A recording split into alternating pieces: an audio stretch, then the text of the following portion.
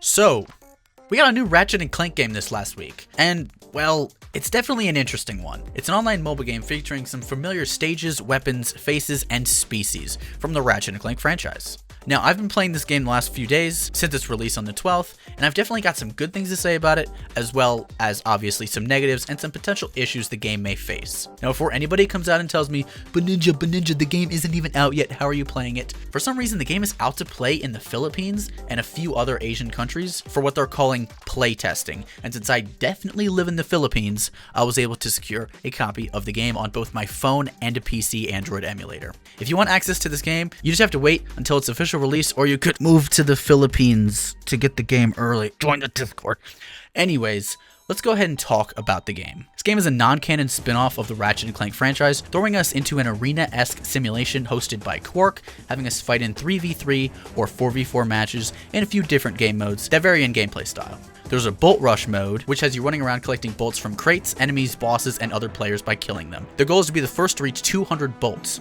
Once done, you become larger and slower, giving the other players the chance to catch up and defeat you. If the player with 200 coins survives for 30 seconds in a row, they win the match. This mode is very simple, but is also really fun and definitely the most casual of the three modes. Featuring enemies to kill other than just other players makes it sort of a PvPvE kind of thing. So if you are a bit under leveled, or you're testing a new weapon, or you're just afraid of confrontation in general, you can stay on the sidelines defeating enemies to collect bolts while everybody else is in the center blowing each other up. The next game mode unlocked is called Total Rumble. This is basically just your average deathmatch mode.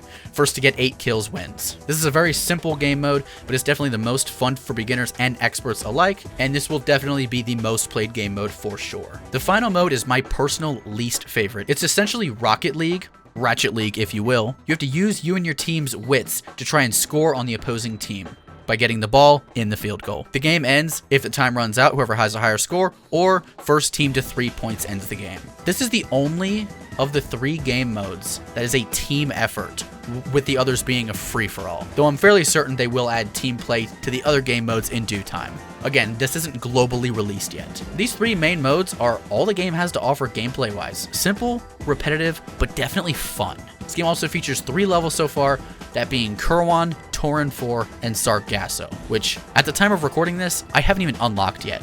Now, the fun thing about these levels is that they aren't just a flat plane with a little bit of platforming. They actually add a lot of the Ratchet charm as well. You still have your double jump and hovering movement, but you also have the phantom dashing from Rift Apart to try and dodge out of the way and add more movement. There's sections where you can walk on the wall, jump pads, launch pads, grind rail sections. There's a lot of really cool fundamentals that this game has. That just doesn't need to be there, but adds extra charm to the game, which I can really commend it for. These gameplay mechanics are really fun in a casual perspective, and a lot of these games don't really have that kind of thing. Now, we've talked about gameplay. Let's talk about the characters and weapons. At the moment, there are a total of 10 characters in this game, all with different melee weapons and different special moves, and entirely different stats as well, making it fun to mix, match, and switch between characters for certain game modes or certain weapon combinations. The characters in this game are Widget, a new female Lombax character who has the Turbo Drill melee and the Rhino 1 as the ultimate, which is such an awesome throwback. This shoots many rockets at the opposing players, and man, does it deal a lot of damage. We then have Chip, who is, well, I'm not gonna lie, I don't actually know his species, maybe Fongoid? I'm not sure. He has the Brainstorm melee weapon and the Sheep-O Bomb as an ultimate, which turns a large radius of enemies into sheep, giving you slight time advantage to try and kill them. We then have Sprocket, another Lombax, this time wielding the Omni Magnet, though it looks kind of like the Polarizer from Size Matters, with an ultimate move of Mega Strike, which is essentially just a massive Hyper Strike, dealing a lot of damage and knockback.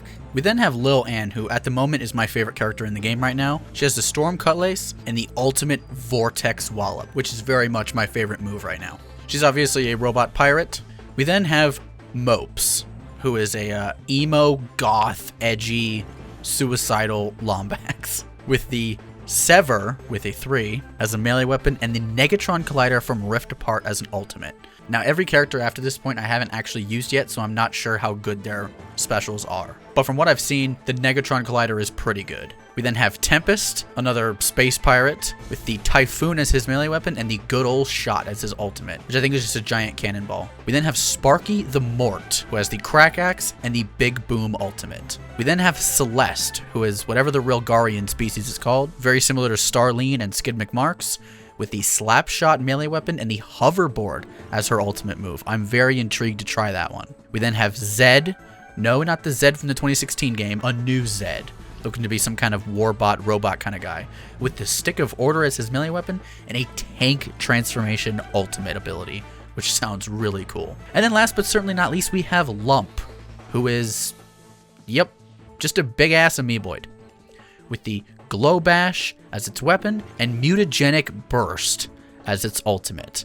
Obviously, I don't know what this does, but it sounds like it'll be pretty good.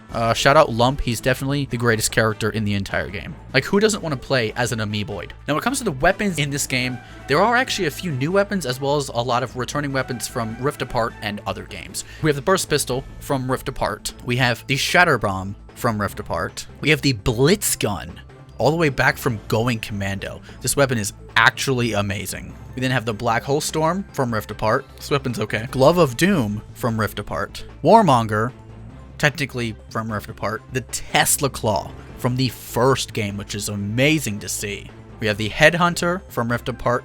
The Void Repulsor from Rift Apart. The Hover Boots as a weapon, which I'm very intrigued to see how that plays into the meta. We then have the Enforcer and the Cold Snap from Rift Apart, the Hollow Shield Glove from Up Your Arsenal, the Plasma Striker, a brand new Amoeboid Launcher, which just sounds hype, the Buzzblades, Pyrocitor, and Bombardier from Rift Apart, the Lava Gun again from Ratchet and Clank Going Commando, super hyped to see this make a return, and we have another new weapon, the Cryo Slider, which is a very interesting weapon. It looks like it kind of just shoots a curling iron, but hey, I'm intrigued to try all the new weapons in all the different game modes and just see all their usefulness. When it comes to the weapon roster, I do believe it's not lackluster, it just sucks that they're all from Rift Apart. I wish there was a little bit more variety in there, though it is very good to see a lot of returning weapons. But every single weapon in this game has the ability to like be enhanced, and what that essentially means is that once it gets to level 5, you can put an enhancement on it that makes it better. Just like in the normal games, when you get a V5 weapon, it kind of adds something to it. So like the Burst Pistol, once you enhance it, once you have the Burst Pistol out, it will slightly increase your movement speed. Or like with the Agents of Doom, it'll send out 2 Agents of Doom at once instead of 1. For the Shatter Bomb, they'll explode into 2 smaller like bomblets upon impact, which is really cool. It's cool that they were able to implement weapons upgrading in this game. And obviously how you upgrade weapons is you have to like collect the fragments or whatever they call it, just like any mobile game, and upgrade it with your currency.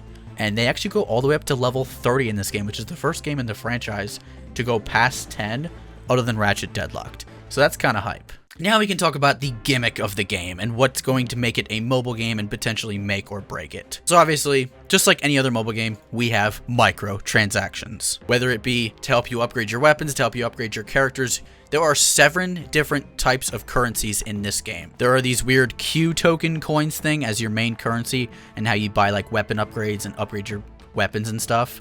There's also Lorbs, which are used to upgrade characters. There's Raritanium, which is the paid for stuff. There's Fascinium, I believe is what it's called, which is how you unlock skins for characters. Yes, there are skins in this game for characters. Some of them being like Emperor Nefarious skins. The rest of them I don't quite get the reference to, but there are some decent ones. There's other currencies like weapon unlock currencies, hero unlock currencies. In my opinion, I think one of the big problems with this game is that there's just far too many different types of currencies. And obviously, there's many ways to get them for free. Most of them are just by following the adventure mode, which basically just gives you like anywhere from 4 to 6 tasks that you have to beat. You'll get rewards as you go, and you'll move on. This is essentially like, I guess you could call it like the story mode of the game, but there is no actual story mode. But there are a few cutscenes with some familiar faces like Ratchet, Clank, Quark, Kit, Rivet, all giving you some insight about the game and their sponsors and how you're doing. We also get introduced to an entirely new character, somebody who works at Megacorp who is the sponsor of this,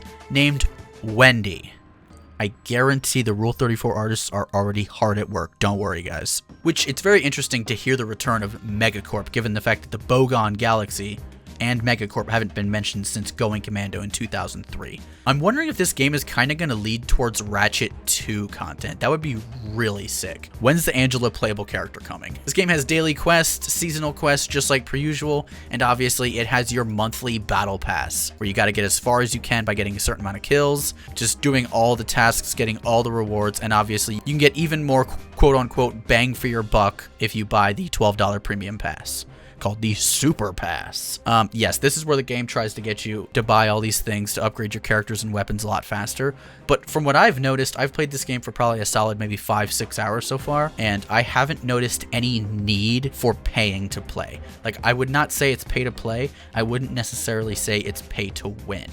Now, obviously, this game isn't out globally yet. I'm sure once it goes out globally, we'll have the sweaty players coming in here wiping the floor with us because they're pay to play. But so far, I haven't felt any incentive to put money on this game.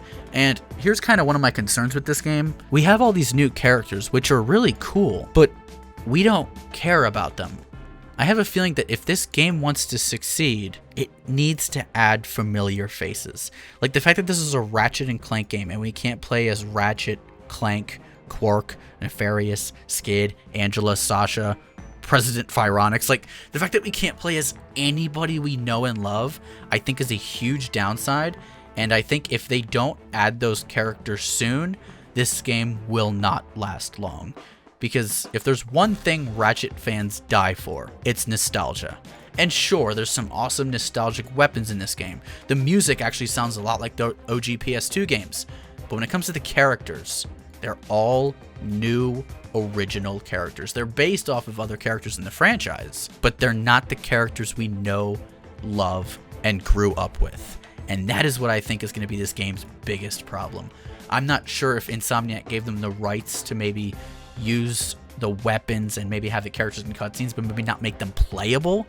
I'm not sure. I genuinely think if they plan on having us diehard Ratchet fans spend money in this game, we're going to need some mainline characters and some really awesome skins.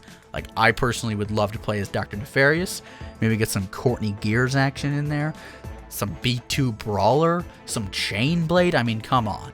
There's so many opportunities for some amazing characters that would never be playable outside of a game like this, and in my opinion, that is the biggest L that this game is taking so far. Do I like the original characters? Absolutely. But I need more. I need more older characters that we know and love. When it comes to the rest of this game, I really don't have any issues. I think the gameplay is very fun. It's very balanced.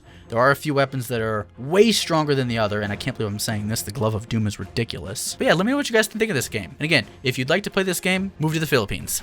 Join the Discord. Anyways, guys, when it comes to this game in general, if you want to know my thoughts, I think it's a fun game. I think it definitely has a lot of potential if the company just does it right. So let's just hope that the company doesn't screw this up, because they have a really awesome opportunity here, and I'm really hoping they just stick to it. Don't make it crazy pay to win. I understand there's always going to be microtransactions. There's always going to be like pay to win, but just don't lock things behind a paywall. Make it so you either pay money or you grind for it. Anyways, guys, I think that's all I have to cover with this game. So hope you guys enjoyed this video. Let me know if you want to see more content about this game and what kind of content you want to see about this game. This is such an interesting game in the franchise. I could definitely do a lot of things with it, but I don't want to overdo it. So let me know in the comments what you guys want to see with this game. Anyways, that's all I got for today. Thank you for watching. Thank you, members. I'll see you guys in the next one. But Ninja, out.